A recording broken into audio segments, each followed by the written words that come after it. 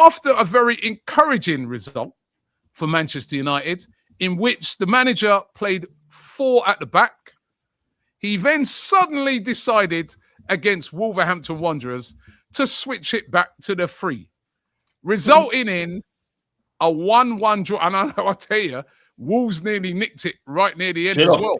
I mean, Flex, that was a horrendous performance against Wolves. He went from getting a bit of favour back with the fans to ruining it all in one game against Wolves. And now you've got to go away to Leeds. And there may be fans out there that don't understand, but there's a big rivalry between Manchester United and Leeds that goes way back, the War of the Roses, etc. Right? This is not going to be an easy game for Manchester United. Leeds, they played very well against Liverpool yesterday, very resolute. They kept back Calvert-Lewin, didn't bring him on until right near the end, and a hairline offside. Oh, they would have won that game at Anfield. Manchester United going away to Leeds, no Embuemo, no Ahmad, no captain, Bruno Fernandes. This is not going to be an easy game. Leeds, a place I've been to many a times, they'll be up for this. You've been there before as well, Flex, you know, when the guy had the old Garden shears, shears out. Big times, bro. Yeah. This is not going to be an easy game. Yeah, this was war. This is where I need something out Matisse's closet. This is war. That's what it is at Leeds. Look, back to the Wolves thing. Amrin was an idiot, like an absolute idiot. My head was on Mars with what I witnessed. I was so angry. It's only really this Chelsea thing that's taken my mind off it for a little bit, because I had just been so angry with what we did, with what the manager did, overthinking the whole situation against Wolves, the decisions he made during the game, take off Joshua Zirkzee at halftime for Jack Fletcher. You know what I'm saying? Great for his family, great for Dan Fletcher and his other twin. It's great, but the reasoning didn't make. I didn't go mad during the game because I was like, if that's an injury, then I won't go as mad. But if that's tactical, what on earth were you doing? And, you know, moving Dorgu's just got man of the match. Man of the match, scored arguably, not the goal of the season, but, you know, a fantastic goal against Newcastle United from the right-hand side, 4-3-3. Brilliant. You had to hang on in the second half, but you did it. And now you go and change him to left wing back in a back 3, where you've been saying he's been struggling for confidence, this, that, and the third. Like, I just don't know what he was thinking. And for him to say after the game as well, when they were like, why did you change? He was like, yeah, we knew they would go over back 5, so we wanted to do this and that. You wanted to match up against Wolves at Yard. Worst ever team we've seen in the Premier League. Like, what the hell? Like, you can't write this, yeah? We've gone from a guy who won't change for shit. Won't change. I'm not changing. Now he thinks he's Claudio Ranieri, bro. Do not think, man, bro. He's changing all the time.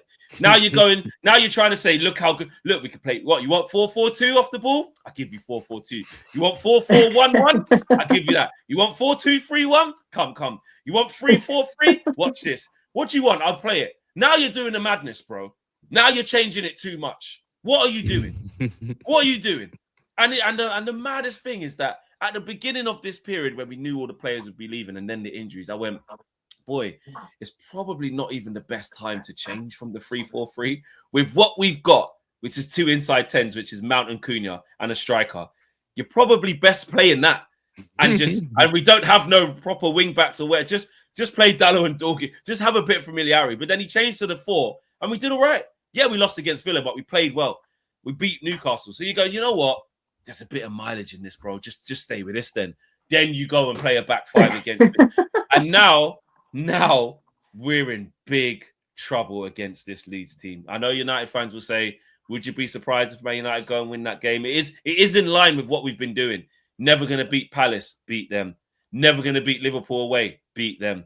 We do have these away games in us where we manage to do all right. But for me, you have to go to war against Leeds. Daniel Farke's shown great adaptability. Since it was halftime against City and they were 2-0 down and he went to a 3-5-2, they've been a different team. They've destroyed Chelsea. They've done well at home against Liverpool. You know what I mean? They've got a 4-1 against who was that? Brighton, Forest, or Brentford? I can't remember who that 4-1 was against, but they bruck up someone 4-1 the other day. Yeah, I'm saying they haven't lost in 6 games. Calvert-Lewin looks like Everton Calvert-Lewin under Ancelotti or Lampard, whoever it was when he was playing good that time. Like, it's crazy. So pray for us. Well, you lot don't need to because you want to see us lose. I'll do the prayers. I'll do the prayers. Ellen Road. There you go. Palace it was there. They brought them up 4-1. They're ready for us. They will smell blood. And the cheat. This brother Farker, yeah, he's resting players at Anfield and getting a result, bro. Okafor and them man on the bench, Bogle and all them man. Man like Bogle on the bench, bogling, bro. What is this foolishness? Ready to come back in? No. Yeah. Hey, Flex. If Bogle scores the winner, it's over. That's what I'm saying, bro. So I am so worried about this game. We're in big trouble in that game. And now you're going to ask Xerxes to run. You better hope Mason. You better pray Mason Mount's fit, because if he's not, and you're going to ask Xerxes, who's half his head is in Rome, and you've taken him off for Jack Fletcher in the last game, and he's the only guy who actually scored a game, and you're going to ask him to run around for you and go to war for you at Ellen Road. It ain't happening, bro. It ain't happening. So, boy, we're in trouble. By the way, I said 12:30 kickoff. It's actually a weird time. It's a 12:30 kickoff on Sunday. Yeah, Sunday, yeah. Sunday, not Saturday, but it's a 12:30 kickoff on Sunday. Predictions, Flex. I don't like doing the pessimistic thing all the time of thinking we're going to lose. Because every time I do that and say there's no way we're going to win, we usually do all right. But I just can't see how we win. I can't. Not with all the players missing. And Amram will try something else. What's he going to play now? What formation? I don't know. I need to see the team sheet. I need to see the formation.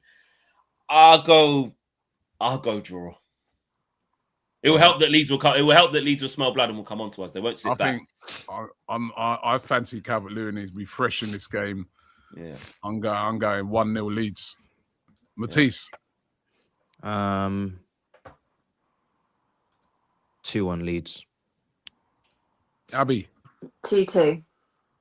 2-2. You think it'll be a draw as well? I think it'll be a good. I expect it to be a good game. Like, very feisty from a Leeds perspective.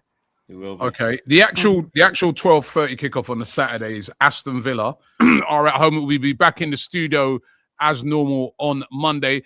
Matisse, you should have lent that all that military fatigue to Mariska. By the sounds of what was going on behind the scenes, man, it looked like he was the one fighting all the battles and fighting all the wars there. Yeah. But what next now, right? Is it definitely going to be Leroy Rossignol? And also, let's not forget, you go away to Manchester City at the weekend. That's the big game of the weekend. 4:30 kickoff UK time. Away at the Etihad.